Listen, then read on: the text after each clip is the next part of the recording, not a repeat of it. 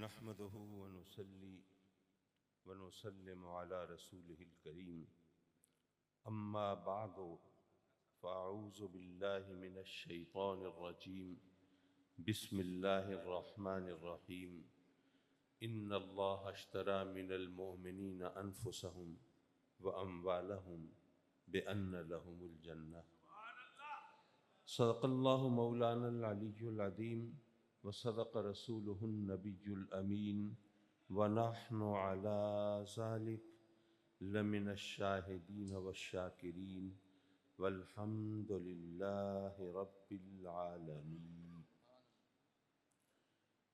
میر محفل جانشین حضور قبلہ پیر محمد افضل قادری علیہ رحمہ، حضرت قبلہ مفتی عثمان افضل قادری دامت برکاتہ العالیہ، اور ذی وقار و ذی احتشام مشائخ اعظام، علماء کرام، عمائدین قوم، مہمانان گرامی اور حاضرین محفل۔ دنیا میں لوگ آتے ہیں، پیدا ہوتے ہیں، پلتے ہیں، بڑھتے ہیں، زندگی گزارتے ہیں اور دنیا سے رخصت ہو جاتے ہیں۔ یہ ایک روٹین ہے، اس میں کوئی نئی بات نہیں ہے، لیکن کبھی کوئی ایسی شخصیت ہوتی ہے جس کے آتے ہی ٹھہرے ہوئے پانی میں ہلچل مچ جاتی ہے، اور جس کے پردہ کرنے سے یوں کہیے کہ چمکتا سورج بھی اندھیروں میں ڈوب جاتا ہے۔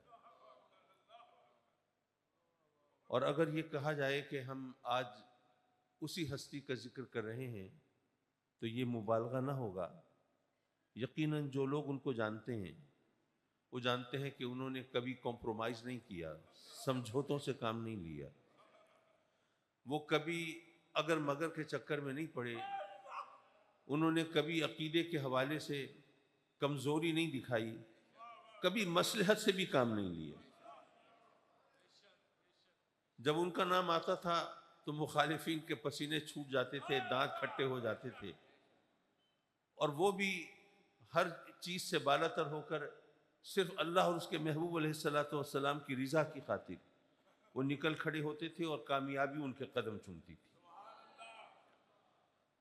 حضرات مکرم، میں اس شخصیت کے بارے میں تو آپ کی معلومات میں کوئی اضافہ نہیں کر سکتا، کیونکہ میں تو انہیں کبھی کبھار دیکھتا تھا، آپ کے درمیان شب و روز گزارتے تھے۔ اگر کوئی ایسی شخصیت ہو جس کو دنیا سے گزرے ہوئے عرصہ گزر چکا ہو، صدیوں کی گرد اس کے چہرے پہ پڑ چکی ہو، وہ کتابوں کے اوراق میں دفن ہو چکا ہو، تو اس کے بارے میں آپ مبالغہ آرائی کر سکتے ہیں، باتوں کو بڑھا چڑھا کے بیان کر سکتے ہیں، اس کے پھیکے رنگوں کو شوخ کر کے بیان کر سکتے ہیں، اس کے بارے میں عقیدتوں اور محبتوں کا ایک طومار باندھ سکتے ہیں، لیکن جس کو سب نے اپنی آنکھوں کے سامنے چلتا پھرتا دیکھا ہو، اس کے بارے میں بڑھا چڑھا کے بات کرنا ممکن نہیں ہوتا۔ اور حضرت قبلہ پیر محمد افضل قادری ایسی شخصیت کہ ان کے بارے میں بات بڑھا چڑھا کے کرنے کی ضرورت بھی نہیں ہے۔ حضرات مکرم، مجھے یہ ماشاءاللہ جم غفیر ہے، یہاں پہ وہ ہستیاں جن میں سے ایک ایک ہستی بھی ہو تو محفلیں سج جاتی ہیں، یہاں تشریف فرما ہے، اور یقیناً یہ خطابات بھی بہت وقی اور بہت شاندار ہونے ہیں۔ مجھے اجرت صرف اس لیے یہ میں عرض کرتا چلوں، کوئی ذاتی مصروفیت نہیں، کچھ نہیں۔ اسلام آباد میں ختم نبوت کے حوالے سے آل پارٹیز کانفرنس ہو رہی ہے اور مجھے اس میں شرکت کرنی ہے۔ اب ظاہر ہے کہ یہ مقصد ایسا ہے کہ جس کے لیے اگر میں نے اجرت میں اجازت چاہی تو حضرت نے بھی محسوس نہیں کیا اور انہوں نے اجازت عطا فرما دی۔ مجھے بہت مختصر سے وقت میں جو آیہ کریمہ تلاوت کی، اس کے پس منظر میں چند باتیں۔ ان اللہ اشتری من المؤمنین انفسهم واموالهم، ایک سودے کا ذکر ہے، سودا ہوا ہے اللہ اور مومنوں کے درمیان۔ کس چیز کا سودا ہوا؟ مومنوں کی جان اور مال کا۔ قیمت کیا ملی؟ جنت۔ بظاہر بڑا سیدھا سادہ سا سودا ہے، اس میں کوئی پیچیدگی نہیں، کوئی مشکل نہیں، لیکن اگر آپ ذرا اس کی گہرائی میں اتریں تو دیکھیں گے کہ بڑا عجیب و غریب سودا ہے۔ اس کو ایک مثال کے ذریعے واضح کرتا چلوں۔ فرض کیجئے کوئی غریب شخص ہے بیچارہ، علاقے کے وڈیرے جاگیردار کے پاس جاتا ہے، جی بچوں کا پیٹ پالنا مشکل ہو گیا ہے، کچھ کرم فرمائیں۔ ان کا اچھا ایسا کرو، یہ 1 ایکڑ زمین ہے، یہ تمہیں دیتا ہوں، اس پہ تم کاشتکاری کرو، محنت کرو، بچوں کا پیٹ پالو، تمہارے لیے یہ میں تمہیں راستہ دکھاتا ہوں۔ اس نے ہاتھ جوڑے، غریب نواز بندہ پرور لجپال، کرم فرمایا، آپ نے میرے لیے جینے کا بہانہ کر دیا، بہت شکریہ۔ اس نے محنت شروع کی، بچوں کا پیٹ پالنا شروع کیا۔ کچھ عرصے کے بعد اس بندے کو پتہ چلا کہ جاگیردار صاحب آ رہے ہیں اور آپ سے ملنا چاہتے ہیں۔ بیچارہ گھبرا گیا، زمین واپس لے رہے ہوں گے، کیا ہوگا؟ بہرحال ملنے کے لیے تو جانا تھا۔ ملا تو وہ کہنے لگے کہ بھئی ایسا ہے کہ جو میں نے تمہیں زمین دی تھی نا، میں تم سے واپس خریدنا چاہتا ہوں۔ یہ حیران پریشان، بھئی جاگیردار ہے، میرا کان پکڑ کے نکال دے، زمین تو اس کی ہے، کوئی کیا کر سکتا ہے، لیکن یہ کہہ رہا ہے میں خریدنا چاہتا ہوں، تو چلو پھر ذرا داؤ لگاتے ہیں، کیا پتہ مقدر کھل جائے اور دلدر دور ہو جائیں۔ کہتا ہے کہ اچھا جی، ویسے تو زمین آپ کی ہے، میری اوقات کیا ہے میں اس پہ اپنا قبضہ جماؤں، لیکن اگر آپ واپس خریدنے کی بات کرتے ہیں تو فرض کیجئے وہ زمین تھی 10 لاکھ کی، تو اس نے کہا جی میں 1 کروڑ میں بیچوں گا۔ اس بندے نے کہا، اس جاگیردار نے، کہ تم 1 کروڑ مانگتے ہو، میں تمہیں 10 کروڑ دیتا ہوں۔ یہ تو آپ کی تو جناب پھولے نہیں سمارے، سمجھ نہیں آ رہا کریں تو کیا کریں، پاؤں زمین پہ نہیں ٹکتے۔ غریب نواز، بڑا کرم، بڑی مہربانی، میری نسلیں ساری زندگی آپ کی غلامی کریں گے، جناب یہ زمین اپنی سنبھالیے اور میں چلا آپ سے، 10 کروڑ میں سودا ہو گیا۔ انہوں نے کہا کہ نہیں، ابھی جانے کی ضرورت نہیں، ابھی یہاں رہو، یہاں کاشتکاری کرو، بچوں کا پیٹ پالو، اپنی ضرورتیں پوری کرو، بس صرف شرط یہ ہے کہ فلاں شخص میرا دشمن ہے، وہ یہاں پر قدم نہ رکھنے پائے۔ آپ نے کہا جناب مجال ہے اس شخص کی، قدم رکھ کے تو دیکھے، پاؤں توڑ دوں گا اس کا۔ میں جناب بہت شکر گزار، آپ کو سمجھ نہ آئے کیسا سودا ہے، زمین بھی اس کی تھی، بیچی بھی اس نے ہے، اور قیمت بھی وہ دی ہے جو میرے تصور و گمان سے بالا تر۔ اب اللہ اور مومنوں کے درمیان سودا ہوا، جان و مال کا۔ جان و مال کس نے دیے ہیں؟ اللہ نے دیے، بھی اس نے ہیں، سودا بھی خود کر رہا ہے، اور قیمت بھی وہ دے رہا ہے جو ہمارے تصور و گمان سے بالا تر ہے۔ جنت کے بارے میں تو ہم سوچ بھی نہیں سکتے وہ کیسی ہوگی، اس کی نعمتوں کا عالم کیا ہوگا۔ یہاں ساری دنیا کا کوئی مالک بن جائے تو اس کے باوجود وہ جنت کی نعمتوں کا کوئی تقابل نہیں کر سکتا۔ تو وہ قیمت مل رہی ہے جو کہ ہمارے تصور و گمان سے بالا تر، اور پھر یہ نہیں کہا کہ اچھا چلو اب یہ سودا ہو گیا، تم اب چھٹی کرو، نہیں، تم یہاں رہو، جتنی سانسیں تمہاری لکھی ہیں یہاں زندگی گزارو، یہ جان و مال سے فائدہ بھی اٹھاؤ، لطف و لذت کا سامان بھی تمہیں میسر ہو، اس سے مزے کرو، بس شرط اتنی ہے کہ شیطان کا سایہ تمہارے جان و مال پہ پڑنا نہیں چاہیے۔ اب بتائیے ایسے سودے سے کوئی انکار کرے گا؟ ظاہر ہے کوئی نہیں کرے گا، لیکن ایک صاحب نے ایک بڑا عجیب و غریب سوال کر دیا، اس کا جواب بہت ضروری ہے۔ میں نے ان سے کہا کہ جناب جب یہ سودا ہو گیا اللہ سے، اور اللہ یہ نہیں فرمایا کہ آؤ سودا کر لو، کوئی پبلسٹی مہم نہیں چلا رہا، کوئی ترغیب نہیں دلا رہا، کوئی آپ کو بلا نہیں رہا کہ آؤ مجھ سے سودا کرو۔ قرآن میں ذکر ہے مومنوں نے یہ سودا کر لیا ہے اللہ سے۔ جب سودا کر لیا ہے تو آپ سوچئے کہ آپ نے کوئی زمین کسی کے ہاتھ بیچ دی ہو، آپ پھر بھی اس پہ قبضہ جمائیں، اس پہ اپنی مرضی چلانے کی کوشش کریں، تو یا تو آپ کو سودا منظور نہیں ہے، آپ دوسری پارٹی کو تنگ کر کے وہ سودا کینسل کرنا چاہتے ہیں، آپ سمجھتے ہیں قیمت کم ملی ہے میں زیادہ قیمت پہ بیچ دوں گا، یا دوسری صورت یہ ہو سکتی ہے کہ آپ سوچتے ہیں قیمت تو لے لی میں نے، زمین بھی میرے پاس ہے، یہ جس سے سودا کیا ہے وہ کمزور ہے، میں اگر قبضہ نہ دوں تو یہ کیا کرے گا۔ اب اللہ سے سودا ہوا ہے تو آپ سوچئے کیا اس سے زیادہ کوئی قیمت دے سکتا ہے؟ یا یہ کہ وہ معاذ اللہ کمزور ہے، آپ اپنا تسلط جمائیں، قبضہ کا اعلان کریں تو وہ کچھ نہیں کر سکتا؟ ایسی تو کوئی بات ہو نہیں سکتی۔ تو پھر جب سودا ہو چکا تو اپنی جان و مال پر اپنی مرضی کیوں چلاتے ہو؟ یہاں پر اپنا تسلط کیوں جماتے ہو؟ تمہاری جان تمہارے مال کا سودا تو ہو چکا ہے نا، اب یہاں مرضی چلے گی اس کی، حکم چلے گا اس کا۔ لیکن جو اعتراض ہوا تھا اس کا جواب دے کے میں آپ سے اجازت چاہوں گا۔ اعتراض یہ کیا کہ قاضی صاحب بات تو آپ ٹھیک کر رہے ہیں، جب سودا ہو گیا ہمارا حق ختم ہو گیا. لیکن بات یہ ہے کہ سودے کے بعد حق ختم اس وقت ہوتا ہے جب قیمت مل جاتی ہے. اب جنت کے بدلے سودا ہوا ہے نا, تو جنت تو آخرت میں ملے گی. تو جب تک قیمت نہ ملے اس وقت تک اگر ہم اپنا حق جتا لیں تو اس میں تو کوئی قباحت نہیں ہے, اس میں تو کوئی خرابی نہیں ہے. اب یہ بات ہو سکتا ہے آپ لوگوں کے ذہن میں بھی کہیں کسی کونے خدرے میں ہو اور آپ ادباً نہ بول پاتے ہو. اب اس سوال کا جواب کیا ہو کہ جناب قیمت تو ملے گی آخرت میں, آج ہم سے کیسے کہتے ہو کہ نہیں جناب آپ اس پر حق نہیں جتا سکتے. میں معاف کیجئے حضرت تھوڑا سا وقت لے رہا ہوں, یہ بات ذرا میں سوچتا ہوں سمجھ آ جائے تو بہت لطف آئے گا. ایک کہانی ہے جو اکنامکس کے اسٹوڈنٹس, معاشیات کے طالب علم تو بخوبی جانتے ہیں, آپ کے لیے وہ نئی ہوگی لیکن دلچسپ بھی ہے.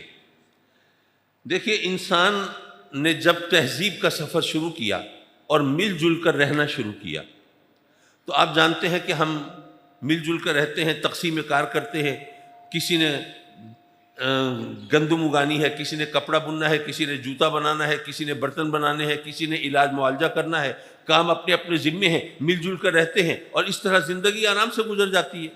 آپ سوچئے حجام, نائی, معاشرے کا کوئی بہت قابل ذکر فرد نہیں ہے, لیکن آپ کے گجرات کے علاقے میں اگر کوئی نائی نہ ہو, کوئی حجام نہ ہو, تو ہم کسی کو منہ دکھانے کے نہ رہیں. یہ کچھ ہوگا نا. تو ہم مل جل کر رہتے ہیں, ہماری ضرورت ہے, مجبوری ہے. اب شروع کے اندر جب تہذیب کا سفر شروع ہوا تو اس وقت مل جل کر رہے تو اپنی ضرورتیں پوری کیسے ہوتی تھی. کسان نے گندم اگائی ہے, جولاہے نے کپڑا بنا ہے, موچی نے جوتا بنایا ہے, کمہار نے برتن تیار کیے ہیں. اب وہ موچی کو گندم چاہیے, اس نے کسان کو جوتا چاہیے, اس نے جوتا دے کے گندم لے لی. جولاہے کو برتن چاہیے اور کمہار کو کپڑا چاہیے, انہوں نے آپس میں اشیاء کا تبادلہ کر لیا. اس کو اکنامکس کی زبان میں کہتے ہیں بارٹر سسٹم, جنس کے بدلے جنس, جنس کے بدلے جنس. کچھ عرصہ تو کام چلتا رہا, پھر مشکل پیدا ہو گئی. جو جولاہا ہے اس نے گندم کھا لی, لیکن کسان کے پاس کپڑا بھی باقی ہے, اس کو ضرورت نہیں. اب کیا کرے؟ اب اس نے سوچا کہ بھئی اس کو, کسان کو کپڑا نہیں چاہیے, کچھ اور تو چاہیے ہوگا. پتہ کیا تو پتہ چلا کہ جی اس کے برتن ٹوٹ گئے ہیں. وہ کمہار کے پاس پہنچا, ہاں بھئی تمہیں کپڑا چاہیے؟ اس نے کہا ہاں کپڑا تو چاہیے. کہا اچھا یہ کپڑا پکڑو اور مجھے برتن دو. اب کمہار سے برتن لے کے وہ چلا گیا کسان کے پاس کہ بھئی تمہیں کپڑا نہیں چاہیے, برتن تو چاہیے نا, چلو یہ برتن پکڑو اور مجھے گندم دے دو. اس طرح چکر چلتا رہا. کچھ عرصے کے بعد لوگوں کو زیادہ مشکل ہوئی تو انہوں نے سوچا کہ کوئی چیز ایسی ہونی چاہیے جس کے بدلے آپ جو چاہیں خرید لیں. تو سوچ بچار کر کے سونے اور چاندی کو زر مبادلہ قرار دیا گیا کہ سونا اور چاندی یہ ایسی چیزیں ہیں جن کے بدلے میں آپ جو چاہیں خرید لیں. اب وہ درہم و دینار بن گئے, سونے چاندی کے سکے ڈال لیے گئے. معاف کیجئے یہ آپ کو بہت خشک سی عجیب سی بحث لگ رہی ہوگی, لیکن نتیجے تک پہنچیں گے تو انشاءاللہ آپ کی تسلی ہو جائے گی.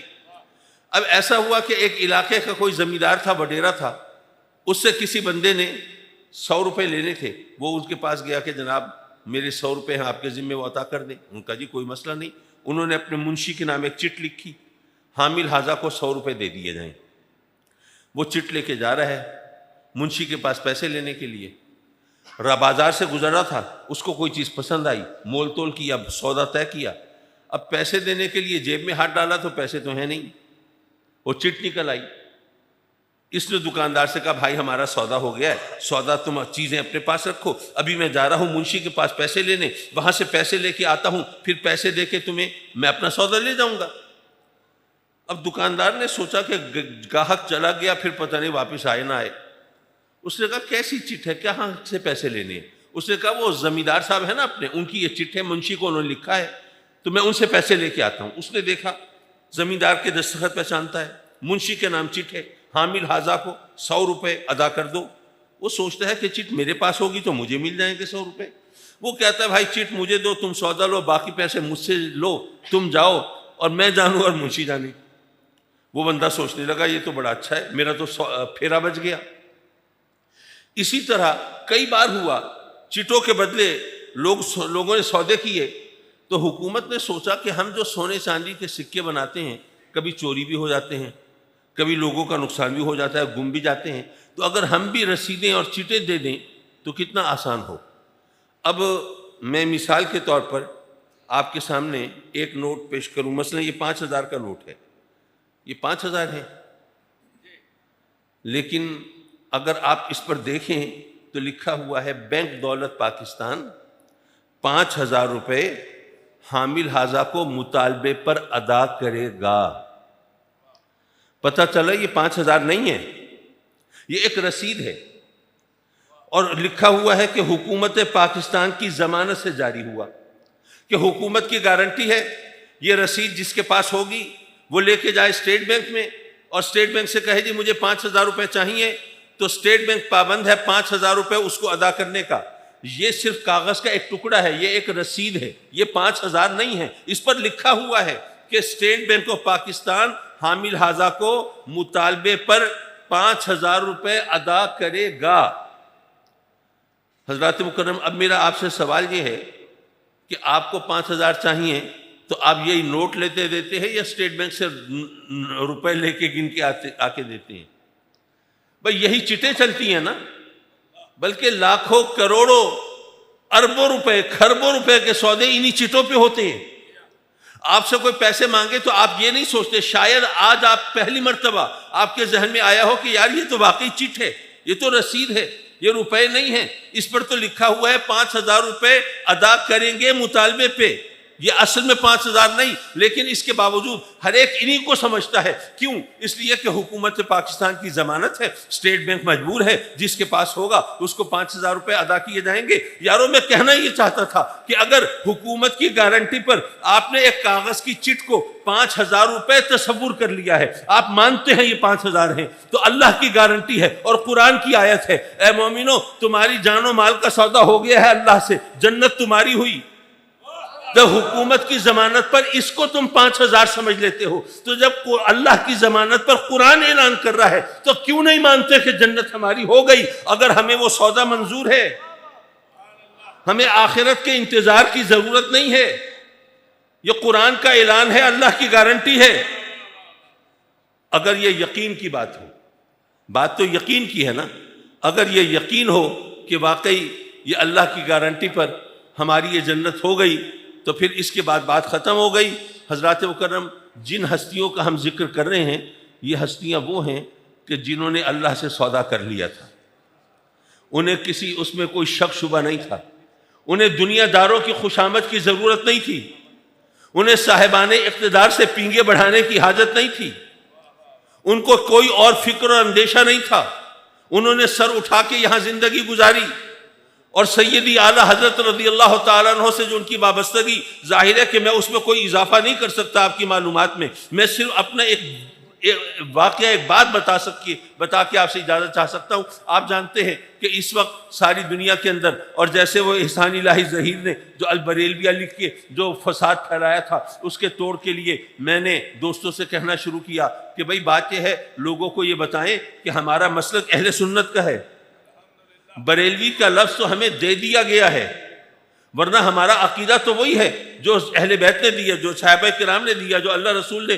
قرآن و حدیث کے ذریعے ہمیں عطا فرمایا، عقیدہ تو وہی ہے ہمارا۔ اسی طرح حضرت قبلہ تاج الشریعہ علیہ رحمہ نے جب وہاں سعودیہ میں ان کو ڈیٹین کیا گیا تھا، آپ نے بھی یہی فرمایا تھا نا کہ بریلوی کوئی مذہب نہیں ہے، ہم اہل سنت ہیں۔ لیکن جب ایک جگہ میں نے یہ بات کہی تو حضرت پیر افضل قادری صاحب خفا ہو گئے، کہنے لگے آپ بریلویت کے لفظ سے دوری کا اعلان کر رہے ہیں، یہ بات ٹھیک نہیں ہے۔ وہ مہربان تھے، کرم فرماتے، مجھ سے ترش روئی نہیں کرتے تھے، تلخ کلامی نہیں کرتے تھے، ناراض نہیں ہوتے تھے، نرم انداز میں کلام کرتے تھے، لیکن انہوں نے اس طرح اپنے جذبات کا اظہار کیا، حالانکہ جو بات میں کہہ رہا تھا وہ وقت کی ضرورت تھی، لیکن اس کے باوجود وہ اس وقت بھی اعلیٰ حضرت سے، بریلی شریف سے اپنی وابستگی کے اعلان سے انہوں نے گریز نہیں کیا۔ حضرات مکرم، وہ چہرہ تو اب ہماری نگاہوں کے سامنے نہیں ہے، لیکن الحمدللہ ان کی اولاد ہمارے سامنے ہے، اور ہمیں یقین ہے کہ اپنے والدین، اپنے بزرگوں کا نام بھی روشن کریں گے، ان کے مشن کو بھی آگے بڑھائیں گے، اور ان سے ہماری جو وابستگی ہے اسی تعلق کی یادگار بن کے سامنے رہے گی۔ میں حضرت بہت شکر گزار، انشاءاللہ آستانے سے ہمارا تعلق اسی طرح جڑا رہے گا۔ رب کائنات ہمیں نبھانے کی توفیق عطا فرمائے۔ وآخر دعوانا ان الحمدللہ رب العالمین۔